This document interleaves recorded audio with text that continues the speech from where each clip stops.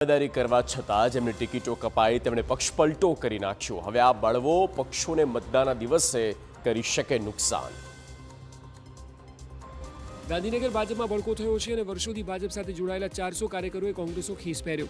જિલ્લા અને તાલુકા પંચાયત પલિયડમાં કોંગ્રેસના આયાતી ઉમેદવારને ટિકિટ મળતા ભારે રોષ જોવા મળ્યો। આ ઉમેદવાર 1 તારીખે જ ભાજપમાં જોડાયા ત્યારે બંને બેઠકો આયાતીને આપી દેતા ભાજપના કાર્યકરોએ પક્ષનો સાથ છોડ્યો। અમે આ લોકોથી નારાજ છે કે ઝઘડા જ ગામમાં આ લોકોએ સ્ટાર્ટ કર્યા હતા અને એ લોકો જ પાછા ભાજપમાં આવી જાય છે, તો ભાજપવાળા શેના માટે ટિકિટ આપી છે? સુરતની કડોદરા નગરપાલિકામાં ભાજપમાં ટિકિટ મુદ્દે વિવાદ થયો। ચલથાણ વોર્ડ નંબર 6 માંથી ભોળા ભરવાડે દાવેદારી કરી હતી, પરંતુ તેમની ટિકિટ કપાતા સમર્થકો સાથે ભોળા ભરવાડે પાલિકામાં હલ્લાબોલ કર્યું અને કાવા દાવા કરીને ટિકિટ કેન્સલ કર્યાના આરોપ સાથે અપક્ષ ફોર્મ ભરવાની ચીમકી ઉચ્ચારી। આ તરફ નવસારીમાં પણ વોર્ડ નંબર 5ના વિરલ પટેલે ભાજપ સાથે છેડો ફાડીને કોંગ્રેસનો હાથ પકડ્યો। 15 વર્ષથી ભાજપમાં સક્રિય હોવા છતાં પક્ષે વાત ન માની હોવાનો આરોપ છે।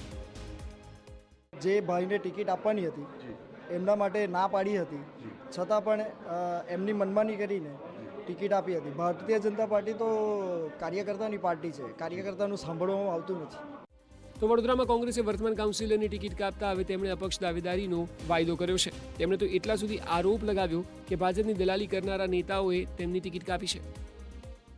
જેને પણ ગેમ કરી છે એને જ્યારે 28 તારીખે રિઝલ્ટ આવશે ત્યારે ખબર પડશે।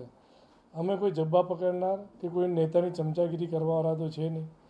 પક્ષ ભાજપ હોય કે કોંગ્રેસ, ટિકિટના ડખા તમામ પક્ષમાં છે। જોકે સવાલ એ છે કે નારાજ થઈને બીજા પક્ષમાં ગયેલા શું નુકસાન કરશે કે પક્ષને પ્રજાનો સાથ મળશે। અંતિમ ઘડીમાં એવી અફરાતફરી કે